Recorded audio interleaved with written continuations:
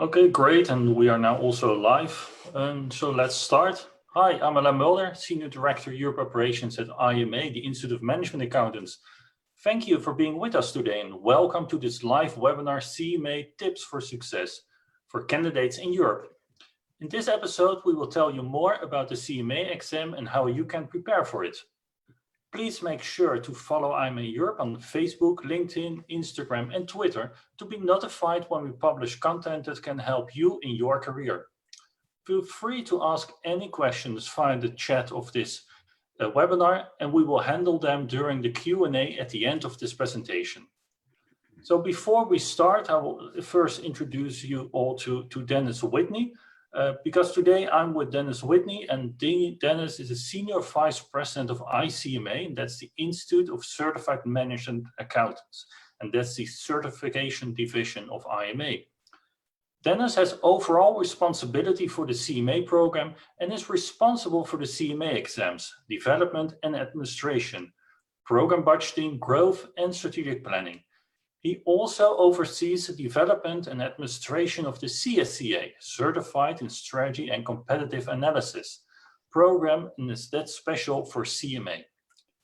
Joining ICMA in 1993 as exam project manager and then later as director of exam, Dennis managed the development of exam content, supervised question writers and graders, and directed standard setting, job analysis studies, and physiometric analysis.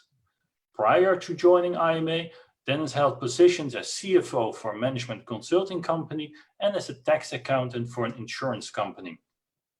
Dennis earned a BS degree from Manhattan College, an MA degree from the New School for Social Research, and an MBA from Fordham University. So hello, Dennis, how are you today? Hello, Alain, I'm doing very well, thank you. Great, that sounds great. Thank you so much. I suggest we start. The floor is all yours. Thank you. Okay, thank you, Alain. And hello to everybody. I'm very happy to be with you today. Before we get started, I just want to say that I hope you are all doing well and staying safe during this very difficult time. So what we're going to do today is we're going to talk about the CMA exam and how you can feel comfortable about it and be confident that you'll pass the exam and attain the certification. So let's get started.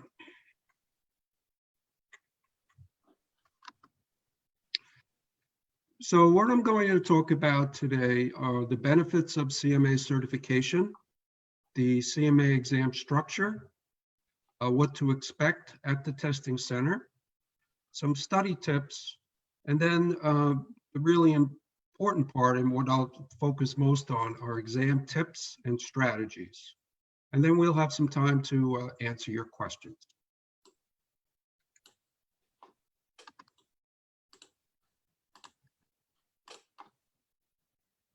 So in the environment that we are in today, certification is in strong demand, more than ever, actually. We have an increasingly complex business environment with complex accounting practices. We're in a global environment with interconnected supply chains all over the world.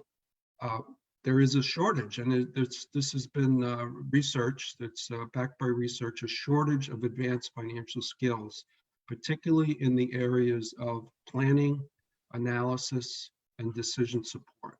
And that's the focus of the CMA exam. There's also a renewed focus on business ethics, which there always should be, actually. And then today, during these very uncertain times, there really is a need for strong financial management. And there are two aspects to that. Right now, during the crisis, we need strong accounting skills for cash management.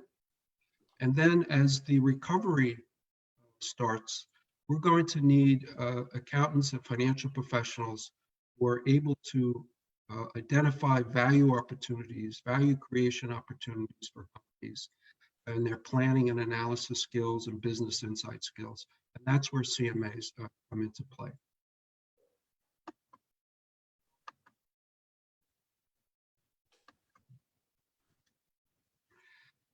So the benefits of getting certified are many, and I think you probably are all pretty clear about this, but just to review, the CMA is a global certification. So it's like a passport. If you get your CMA, for example, in Amsterdam, and you want to work someday, or you have an opportunity to work someday in New York City, companies are going to know what the CMA is. Likewise, if you want to work in Dubai, same thing. It also gives you distinction from others. So let's face it, the world is going into a recession, and you'll have to distinguish yourselves from others. There's going to be competition out there for jobs. So having a certification that in the skills that are most in demand will be very valuable to you. It'll give you a competitive advantage. I mean, companies have competitive advantages, but individuals do as well. It also gives you connections. When you're certified, you are by IMA, you are connected to more than 135,000 professionals around the world. So issues you have on the job, you can connect with someone else to get insight into how they're dealing with it. It gives you credibility. For example, my own story, I studied economics in college. And when I was working, I found that I was doing a lot of accounting, and I wanted the credibility that I was a certified accountant. The CMA gave me that credibility with my team and my management. Of course, it gives you recognition, opportunity for advancement, salary raises. The rewards of certification are many. So what does the CMA exam consist of? There are two parts to the exam. They're given at Prometric testing centers, so it's computerized, and I'll get into that in a few minutes. The first part is financial planning, performance, and analytics. So here we have 6 content domains, external financial reporting decisions. And I do want to say that this is financial accounting, basically, but it's not as in the detail of a CPA exam or a chartered accountant exam, for example. That's another specialty for the accounting profession, a very good specialty, but we're focused more on decisions and analysis. The second section is planning, budgeting, and forecasting. So creating the master budget, forecasting sales for future years, very, very important, certainly all the time, but particularly in these uncertain times. The more you can develop forecasting skills, the more in demand your skill set will be. And then performance management, return on investment, for example, residual income, measuring how divisions within a company are performing against goals. Cost management, also very important, activity-based costing, job order costing, and then internal controls, separation of duties, for example. And then the new section we have is technology and analytics. This is a very important skill set for accountants and financial professionals today, and will become even more important in the future. And this is, we added this based on our job analysis study, where we surveyed accountants all over the world and asked them what they do on the job and what they need to know on their job and what they'll need to know even more in the future. So this is tested, it's tested at let's put it this way, we're not testing you to become a data scientist. That's another profession. Some of you probably have a knack for that, and if you can develop those skills at an advanced level, that's great. But this is really to give you enough skills so that you can become, in a sense, the translator between the data scientist and the decision makers in your organization. So we test information systems, data governance, we test technology-enabled performance like blockchain and robotic processing engineering. And then we also test data analytics. That's a big part of it. So prescriptive analytics, diagnostic analytics, predictive analytics. and, for example, doing regression analysis. So that's the technology and analytics section. And by the way, we gave this exam for the first time in this January, February testing window, and candidates did quite well. So I think the review material and the amount of effort people are putting into it, candidates are doing well. So you shouldn't worry too much about that. And part 2 is strategic financial management. I like to think of part 1 as more the accounting part of the exam, and part 2 is more finance. So here you have financial statement analysis with ratios, financial ratios, managing the finances of an organization, corporate finance, both long-term, short-term finance, decision analysis. Should we make something in-house or should we outsource it? Should we invest in a new product or not? Risk management. Every decision that the company makes, there's accompanying risk, and how do you identify that risk and mitigate that risk? Very important.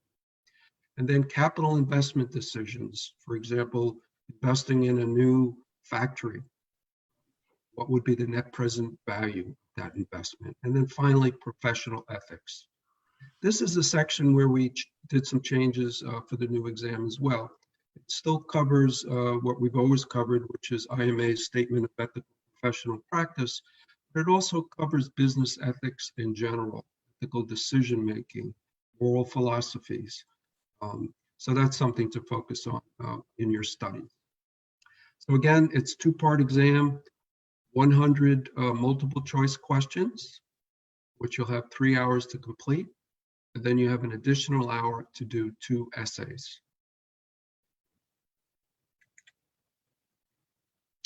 And I will say that the candidates in Europe actually do very well on the exam, so you should be very confident. The exam, as I mentioned, are administered at hundreds of computer testing sites worldwide. We use Prometric, and we have 3 testing windows: January, February, May, June, September, and October. Just in case you don't already know this, because of COVID-19, we have extended the May-June testing window so that testing will also be available in July. And we've also extended the September and October testing window, so the testing will be available in August as well. So in effect, you have 6 consecutive months of testing, which should give you time to schedule your appointment. So to talk about the testing sites, they are beginning to open up all over the world. Here in the US, in China, just about all the sites are actually open. And in Europe, actually quite a few have opened or are planning to open soon. And I'll just read the list off just to give you an idea.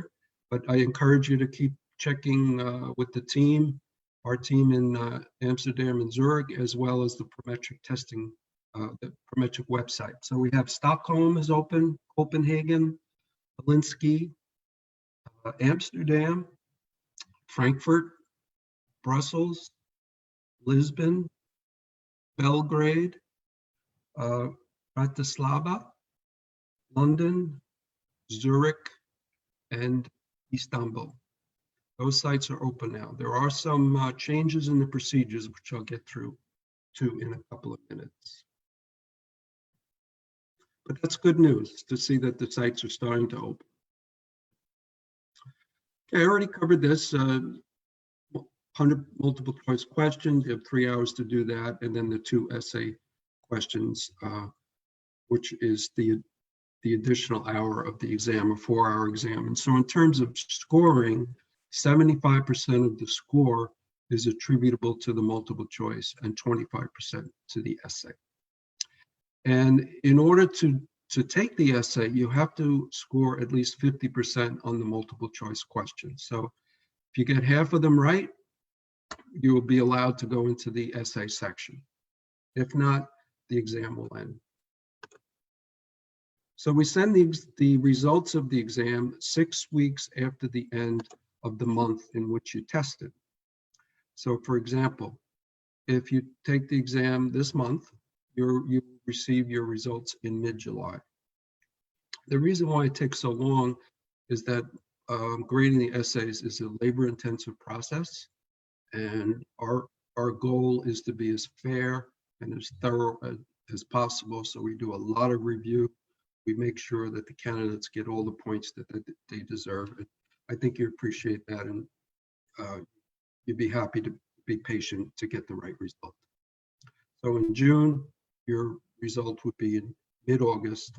And if you take it in July, it would be in mid-September. So some of you may have already taken a test before, but if you haven't, we'll talk a little about what the testing center is like and what to expect when you get there. So I strongly encourage you to arrive early at the testing center. Make sure you know where it is. Give yourself ample time to get there, because there may be traffic in a particular city that you're in, something unexpected happens, and you also want to know where it is so you don't get lost. I mean, I can give you a story from when I took it back in the early 90s. I took it in New York City, and I took a New York City subway. I thought I had given myself enough time to be there a little early, but I didn't give myself a lot of time. And sure enough, it was in June. It was a very hot day, and the subway I was in, and the air conditioner was broken, and suddenly the subway train stopped. It stopped, and I don't know exactly how long it was, but it felt like forever for me. My heart was beating, I was perspiring, very concerned that I was going to be late for the test. But as it turned out, the train started up, and I just made it to the testing center before they closed the door. So that was really unnecessary anxiety. That's why I strongly encourage you to get there early for the exam. You want to make sure you have the right ID. You know, we've had instances where candidates go to the testing center and they don't have the right ID. It's very disappointing for them. All the prometric testing centers around the world are, they're not exactly the same, but they try to keep them pretty consistent. You'll have a private testing booth with enough workspace to take some notes and do some calculations, and good lighting. You're given scrap paper, and the pencils will be provided. I encourage you to take the tutorial at the beginning. It's 15 minutes. It doesn't count against your exam time, and it'll give you an idea what the actual system is like, so you're comfortable with forward and backward buttons and whatever else you have to do during the exam itself. So there are going to be some differences at the sites now because of the COVID-19. I don't know how long this is going to be in effect. It has to do, of course, with government regulations and how long we're going to be living through this pandemic. So these sites will be open at the 50% capacity. So every other seat will be empty. This is for the physical social distancing. And it's a great idea, so you can feel safe. You will be required to wear a mask, a little uncomfortable, but it's the right thing to do. And they will be sanitizing the workstations and the offices on a regular basis. It'll be very safe for you to go to. They're also extending their times, their days when they're open, and their hours, so that they can accommodate candidates, since there is only 50% capacity. Okay, so I encourage you to schedule your appointment early. So you may not be able to get exactly what you want, but if you're patient and you work with the Prometric team, you should get an appointment. This is a picture of a testing site. They don't all look exactly like this, but this is just to give you an idea of what you're going to be going to. So in terms of calculators, we do allow you to bring a calculator to the exam. You could bring a simple 6-function calculator, which just says addition, subtraction, multiplication, etc. Nothing fancy, not a financial calculator. You can do that if you want. Or you could, probably better idea if you're comfortable with the Texas Instruments or Hewlett Packard calculator, ones here that I have on the screen. Also, Prometric has an on-screen calculator. Personally, I don't particularly think I don't myself like it. It's very simple and you have to use your mouse to put the numbers in, but it's there if you need it.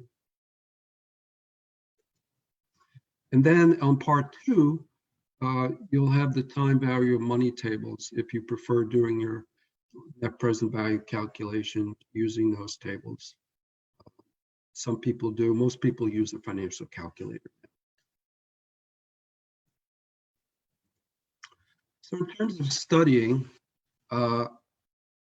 this is taking the exam is one thing, but studying, of course, is the key. And you really want to establish a regular study schedule. You want to plan it out, whether it's over 4 months or 6 months or a year. Plan your time and stick to that schedule. When I took the exam, we had a 6-year-old daughter and a new baby boy. He was maybe 6 months old at the time. So I had to make a pact with my family that I had some regular time where I'm going to be closed away in the room studying for the exam, 2 hours a day, and then some extra time on the weekend for 6 months. And I stuck to that schedule and was successful the first time I took the test. It's a short-term investment of time and effort for a long-term gain. And again, pace yourself, don't cram. That's the worst thing you can do. I mean, it's okay to do a quick review toward the end, but don't wait to the very end. I think everybody knows this at this point, having gone through university.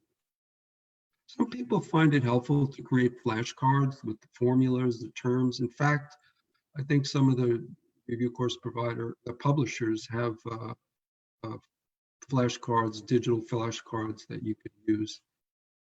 I was never a big user of flashcards, but I know my daughter loved them. It's a good way to memorize certain formulas or keywords.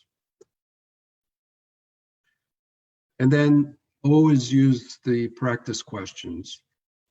We find some people will say, well, how come I failed? I went to the classes, and then I asked them, well, did you do practice questions every day at night? No, I didn't think I needed to. Well, that's the reason. It's one thing to listen to someone talk and say, okay, I understand. It's totally different to do the problems. And doing the problems would also help you to recognize right away what kind of problem we're asking so that you can get right to it and not be confused. Okay, so do as many practice problems as you can. And you want to completely understand the concepts.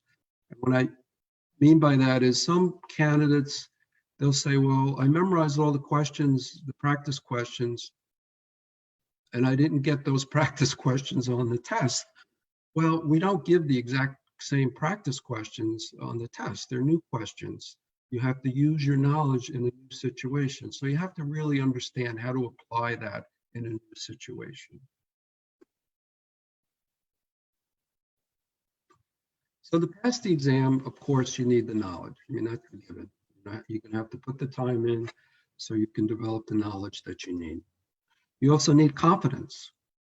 All right, some people get so uptight about taking an exam that even though they know the material, they don't have the confidence to pass the test. It does take confidence. And the key to building that confidence is to really, is knowledge. So you want to make sure that you know the material and then be confident about it, okay?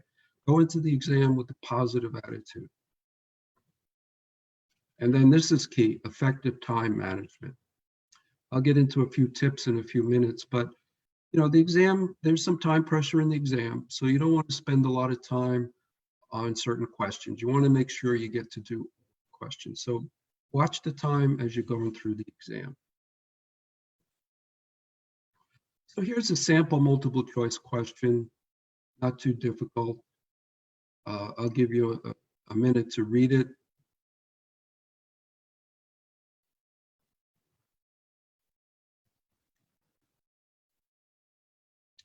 This would be a question on part 2 in the section A on financial statement analysis and the current ratio? And the answer is C, right? The current ratio, current assets over current liabilities, very easy, right? If you sell merchandise and you earn a normal profit margin, your ratio is going to go. Okay, your accounts receivable goes up, so your ratio goes up. This is a screenshot of an actual, now retired, but an actual multiple choice question on Prometrics testing software. So, you could see up on the top, you have how much time is remaining. You obviously you have the question about using variable costing. On the bottom, you have the buttons for going back or going forward or flagging a particular question. This one here, the answer is A, variable costing. But the point really here is to make sure you know what the screen looks like. When you do the tutorial, you'll see this. And here's a screenshot of the essays. So you have your case scenario on the left. Then on the right, you have the question that pertains to the case. There's generally between 4 and 7 questions. This is one of the questions. And you have that box there where you can type in your answer. But usually the cases are a little longer than this, but not that much longer. We give you enough time to answer it within 30 minutes generally. Okay, so you'll see that you click on the time value money tables or the calculator, and again, you click on next to go to the next question. There's also little techniques where you can zoom in on the case, you can highlight certain things. And when you do the tutorial, you'll learn how to do that. My personal recommendation is not to spend a lot of time on fancy highlighting and zooming, because you're spending time doing that work where you really should be focused on how are you going to answer the question. So let's take a little time to go over some test taking tips. When you're going through the multiple choice section, you should answer the questions you know first, okay? You don't want to focus on a particular question for a long period of time. Some candidates do that. They get a little stubborn. They say, I know the answer to this question. I can get it. And before you know it, 5, 6 minutes have gone by or even longer, and they still don't have the answer. Each question is worth the same number of points. Just because it's a long, difficult question doesn't mean you get any extra credit for it, okay? So when you come to a question and after a few minutes you haven't been able to come up with the answer, take an educated guess and move on to the next one. You can flag it, okay? And then you can come back when you're done to try it again. The worst thing you want to do is finish, find out that you run out of time and the last 5 questions were easy ones that you could have answered, and maybe that's the difference in passing or not. So don't spend too much time on any one question. And the flagging or marking feature is important. So you can flag a question and then come back to it later. Right? Take an educated guess just so you don't have anything missing because you're not penalized, which some exams, they penalize you for incorrect answers. So, for example, they might give you 1 point for getting the question correct, but then subtract a 1/4 point if you answered a different option, right? So we don't do that. We're not going to penalize you. Usually you can take an educated guess between 2 options. You could usually eliminate one that's obviously wrong, and then you can narrow it down to 2. Take an educated guess and answer all the questions.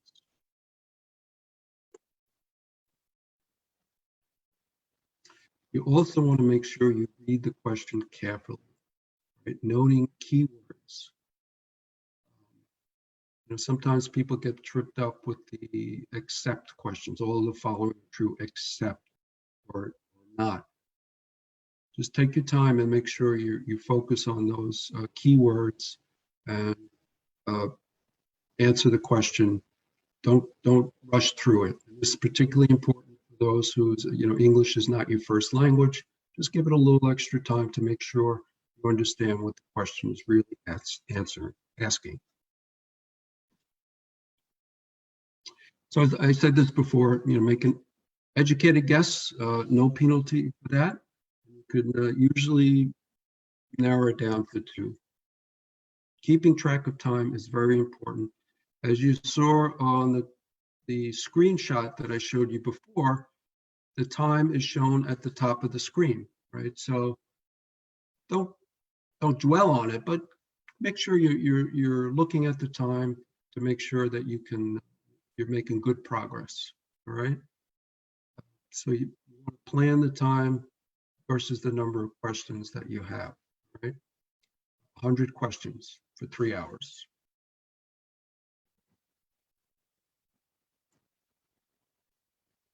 The other thing, and this doesn't apply to a lot of people, but there are some people who are very fast test takers. If you finish early, don't leave early. I mean, take advantage to read, to check your work. I mean, you could have made a careless error. You might have put C down when you knew the answer was B because you clicked on the wrong bubble.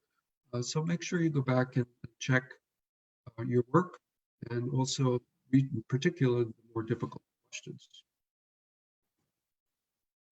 So scratch paper. You'll be given a booklet with 6 pages of scratch paper. That should be enough. If you need more, you raise your hand and you should be able to get some more, but generally you don't need more than that. I do recommend that you keep your scratch paper organized. Don't just write formulas any old way because if you go back to the question, it'll be a lot easier if you've identified what question it is and your logic of the calculation is clearly marked. Okay. Test anxiety. It's easier said than it's easier for me to say it, but managing test anxiety. A little anxiety is actually a good thing. Okay. If you didn't care, you'd have no anxiety. If you care, you're going to have a little anxiety. That's fine. It's natural. The problem is if you get too anxious and that it impairs your ability to do the exam. One thing to keep in mind is generally your anxiety is a little more intense at the beginning of the test. Then as you start building up a little momentum and concentration, it will go away. Okay. You want to, there are things to alleviate the anxiety, and I'm going to get into that in a second. The biggest one, of course, is to be prepared. So exam strategy for the essays. They're a little different, obviously, than the multiple choice, and some people are actually afraid of the essay sections. I don't know why, because I think it's a great opportunity to show the graders what you know, and you get partial credit.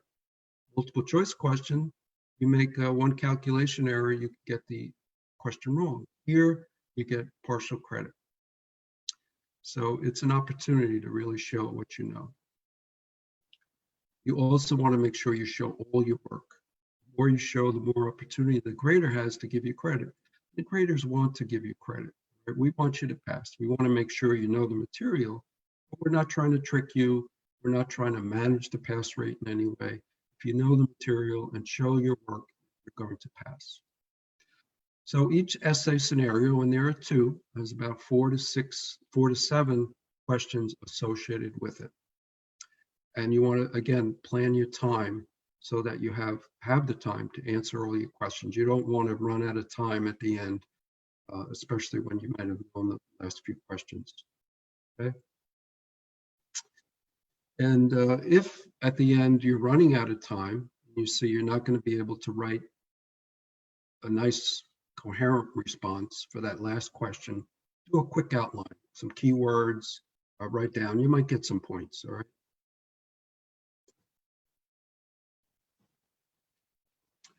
As I said earlier, this, as it applies to the multiple choice, also applies to the essay questions. Very familiar with the screens on the essay. And you want to read the entire question, right? Some questions have more than one question built in. They might say, calculate the current ratio and the quick ratio. And if you don't read it carefully, you might just do the quick ratio and then you forget about the current ratio. Okay, so make sure you read the entire question and understand what the requirements are. Again, keep track of your time. You don't want to get lost on any one question. As you're working through these essay questions and you're reading the essay, it's a good idea to write down some keywords in the scenario. Generally, when you're reading the scenario, you'll probably have a good idea of what the questions are going to be. You know, there might be an investment decision question. So you may want to write down some of the key assumptions. Okay, they purchased it for X number of dollars, right? Cash flows over year 1 through 5. The rate at which you're going to discount cash flows. Write some key facts down so that you have that, so it's easy to refer to rather than going to look for it in the essay section. Verb clues are very important. You have to, if the question says identify and explain, don't just identify. You see that quite a bit. You say identify 3 factors that, in addition to a financial factor, that would influence the decision.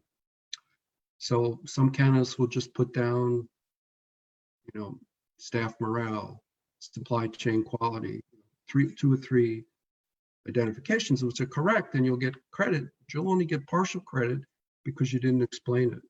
Or you didn't explain why staff morale might go down or quality might become an issue. So make sure you do both, okay?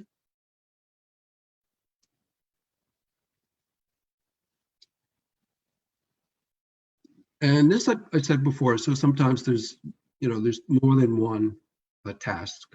Identify and explain, define and interpret a particular scenario. You also want to directly answer the question. Some candidates, we say beat around the bush. They really don't get to the answering the question. That's a little frustrating for a grader. I mean, I want to also think about the grader. They have hundreds and hundreds of exams to grade, and you don't want them to feel tired about answering your question. I mean, they'll get through it, but it's better if you're clear, direct, and succinct and answer the question. Now, the other thing is you don't want to be too succinct, okay? Because there you might not be explaining yourself well. You might not be showing all your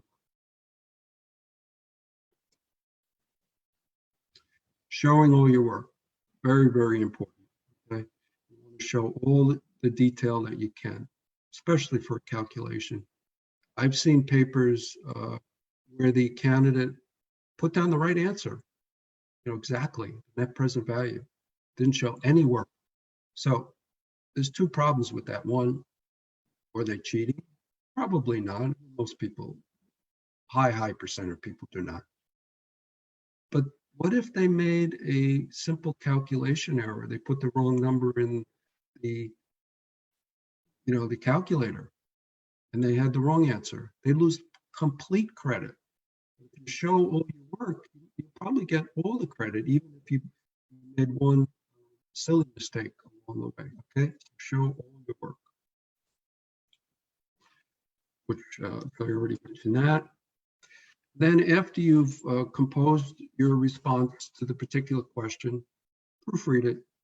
We're not testing for, perfect English prose or anything like that, but you want to make sure it's coherent, it's clear, concise, particularly clear, that the grader will know what you're trying to say and you've supported your reasoning sufficiently.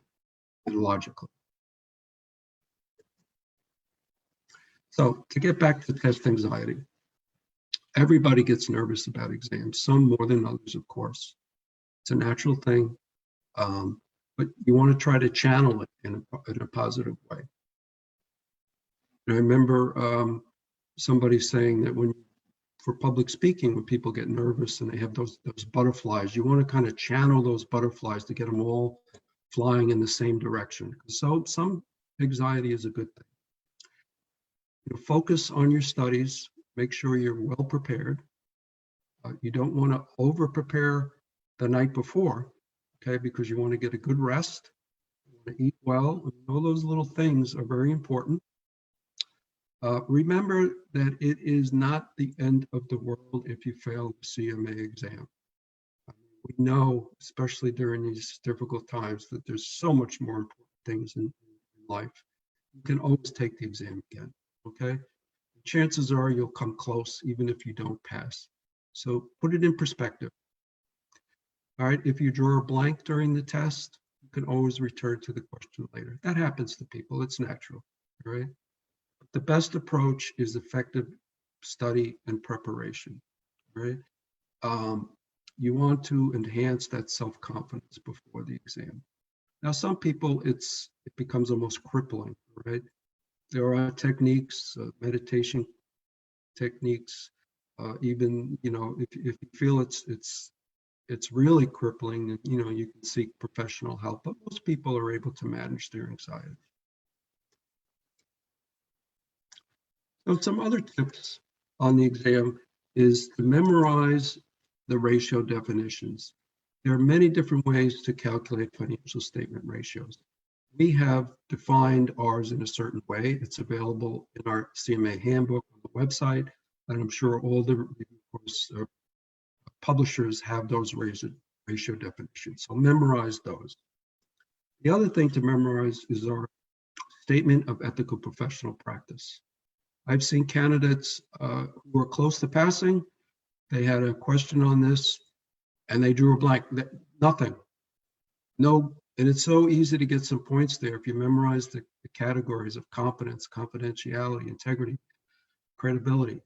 Even if you put them down, just that, you would get some points. So make sure you memorize that. I used to try to look at that every day to make sure I memorized the exam. Study groups are important. If you're not in a live class, join a study group such as on Linked Up by MA. You can ask others for information and also help on particular subjects that you're having trouble with, or you can help someone else. Sometimes it's even a good way to learn is to try to teach something to someone else. And then practice, practice, practice. You have to practice those sample questions as much as possible and try to do it in an exam setting. Try to time yourself, particularly as you get closer to the test. Try to sit down for 4 hours. I know that's tough, but because you want to feel like you know how to do the test under the timed conditions. Even the essays. I mean, that's particularly hard to practice, but you do want to practice writing down the answers to the essays as well. So when the exam is over, you get a scaled score. 500 is your maximum number of points. 360 is passing. And then if you pass, you start getting ready for the next part after you've celebrated a bit. If you don't pass, you'll receive a performance report, which will give you an idea how you did on each of the different content domains on the test. This way, this will help you focus your studies going. Here are some things that you really should not do. First of all, don't procrastinate. It is the easiest thing in the world to procrastinate taking the test. I mean, no one likes to take tests. But this is your future. It's a short-term investment for a long-term gain. So do your best not to procrastinate. And a good way to do that is to set an appointment for yourself to take the test. This way you have a goal to work toward and you can organize your studies to reach that goal. I almost shouldn't have to be said, but unfortunately some candidates do this, share live exam questions with others or with providers. So that is considered cheating. You don't want to assume you know the subject matter. We see this sometimes with professors who take the test. Oh, I teach this, I teach accounting, I know. Review the material, because there's going to be some material that you don't know, even if you work on it, right? The other thing is, as I said before, don't spend too much time on particular questions and never give up, right? You can do it. I've seen people take this test multiple times and eventually pass. I hope and don't expect you will, but don't give up. Don't get too discouraged. If you don't pass within a week or so, just get up and start studying again, and you will pass. It's a global passport, as I said earlier. We give the exam all over the world. There's CMAs all over the world with all different types of titles, from CEO, staff accountants, controllers, analysts, CFOs. It's a global passport and a global language of management accounting. I like this quote from a Chinese philosopher, Lao Tzu. A journey of 1,000 miles begins with a single step. So you want to take that first step toward excellence, toward earning your CMA and putting yourself on a path to increasing your skill set, becoming certified, opening up a lot more opportunities for your future. And this is your motivation. This is the goal, which I hope within the next 6 months or so, you'll all have this certificate, be a certified management accountant with your name and a unique number, and signed by one of the signatures is mine, but you'll also be signed by others on the Board of Regents and IMA. This is your motivation for the future. So I wish everyone the best on the CMA exam. I'm confident you will do well if you put in the time and you follow these exam study tips and exam strategies. So we have time for questions now. So thank you for the time. Thank you, Dennis. Thank you so much. It was very clear and for sharing your insights. We now open the Q&A session. So if you have a question, feel free to use the chat for that. And then I will direct the question to Dennis. We don't have any questions yet. So we will wait a few seconds before we get the first questions getting in, and then we can start answering them. So if you have a question, feel free. I see 2 questions on, can we get the slides of the presentation? Well, actually, I can also answer that question. So we cannot share the slides, but what we can do, and that's also what you can do, we also share this video on Facebook. So when you go to Facebook and then the IMA Europe website, IMA Europe Facebook site, there you can also see the record of this presentation. So then you can also have a look at that as well.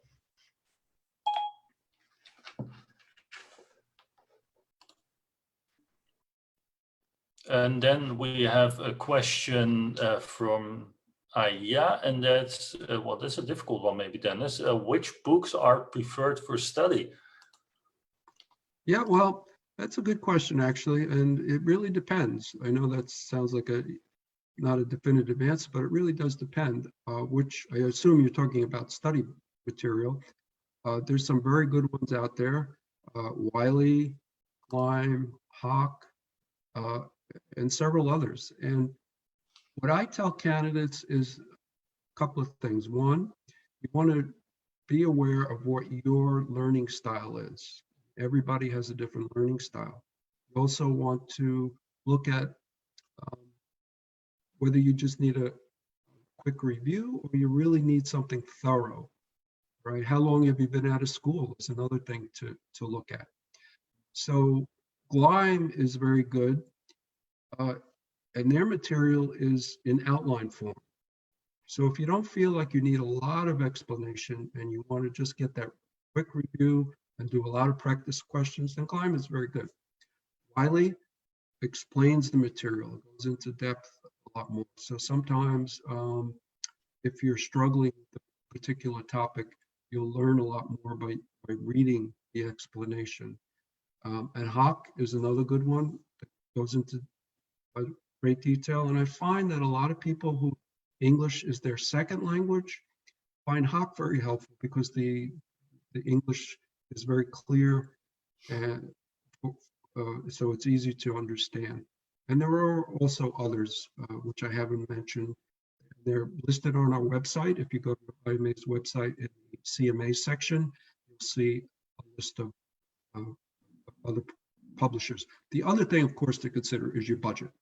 They all have different prices, so you want to look at the price and see what fits your budget. Some people actually use more than one if you can afford that. One thing that I did is I used one provider, one book, and then I also supplemented it with some university textbooks, like on cost accounting and corporate finance. Then I could go into more depth in a particular subject area that I didn't feel strong. Yeah, great, thank you. And maybe I can add to this one. There are also several course providers in Europe, so they offer live courses on site, but also online courses live. Of course, self-study is also an option. If you want to explore which course providers we have here in Europe, just go to imanet.org, and then you go to the section Earn a Global Passport and click on the button Explore Course Provider, and there you see a listing of all the local course providers we have, and also the study material which Dennis was mentioning. So I would also recommend to go there if you don't have the support of a course provider yet. So we have a few other questions. The question from Manu. We have access to the testing center of Wiley. The questions here are way easier than the actual exam questions, and therefore not best to practice. How would you advise to practice for the exam? When you sign up for the CMA exam, you get what we call a CMA support package. And in there should be many practice questions. The other thing I'll say is that is the impression sometimes people have. And keep in mind that when you're in the exam, you're under pressure. So the questions do seem more difficult. And you're probably spending time on some of those more difficult questions, maybe spending too much time. I know that's a challenge. The other thing you can do is take one of your or several of your university textbooks and try to do their questions, because those will be more challenging probably than what you have in your study material. Okay, great, thanks. And we have a few questions which are actually a bit the same about how much time to study. So one saying it's a lot of material to study. How much details do you need to know? So do you need to read the books once, twice? And someone else is asking how much time is best to study for the CMA? Generally, we recommend about 150 hours of study per part. And this is going to differ for individuals, of course. You know, if you're right out of school with a master's in accounting or finance, it'll probably be less than that. If it's been a long time, or if you studied another subject and didn't study accounting, you're going to have to put more time into it. The same with, you know, how many times you should read the book. Some of the subject matter you would only read once, but there's going to be some material that you might find more challenging, and you'll need to read more than once, twice, or maybe 3 times. The real key, though, is to do those practice questions. And then you want to plan your time. So 150 hours sounds like a lot, but if you do a couple hours a day, it's, you know, within 6 months, you will have studied enough to pass, if not one, there may be both exams. Okay, great, thank you. And then there's a final question, actually. There is some time still to answer, to fill in your questions, so feel free. But the final one, someone who studied or graduated many years ago, what would you recommend? That question is from Nikos. So what would you recommend to study for the CMA when you graduated many years ago? Yeah, if you graduated many years ago, you're probably going to need material that goes into more depth. So I would advise you to take a look at the Wiley material, make sure that meets your needs. You know, they explain the concepts in more detail than some of the others. They have some live video courses. There's also a new review out there. Can't think of the name offhand, but someone who does live review courses on the internet. His first name is Gabby. That's something to look into too, as a supplement to that. And the other thing is, I do recommend that you buy a couple of textbooks. We have a reading list on our website in the CMA handbook. Several, like something like Management Accounting by Horngren, Cost Accounting by Horngren, Corporate Financial Management by Brigham. You know, there are others, but I'm just mentioning a couple that come to mind. It's good to have a good management accounting textbook in your library at either at home or in the office, and a good finance textbook. If you have been out of school for a while, you're going to want to read the material in more depth and from different angles, and do some practice questions from there. But definitely doable. The key is to get back in the groove of studying and test taking, creating a schedule for yourself, but you'll get there. Okay, great. And that course is indeed from Gabi Lahoud, Peace Certified Pro. Indeed, he's also offering online live courses here in Europe. And we are also doing a webinar with him in the upcoming 2 weeks. So also recommended to follow. And also Stan Academy, they also offer live courses here in Europe. And also global training from Greece. They also offer it. So go to imanet.org and explore the course providers. Actually, we don't have any questions anymore. So I think we are going to close this session. Thank you, Dennis, for giving all your insights in preparing for the CMA. Also, thank you for watching. Don't hesitate to contact us if you have any questions left. You can get us on IMA Europe at imanet.org or via our social media channels. If you are located outside Europe, please contact us via IMA at imanet.org. And if you like this episode, please let us know by liking it and also share it so other finance professionals can also gain from it too. And do you have a question left? Then drop it in the comments of this video. And once again, thank you for watching. I'm looking forward to talking to you next time and welcome you on one of the IMA chapter events across Europe. So good luck studying for the CMA and stay safe. Thank you. Thank you. I wish you all the very best.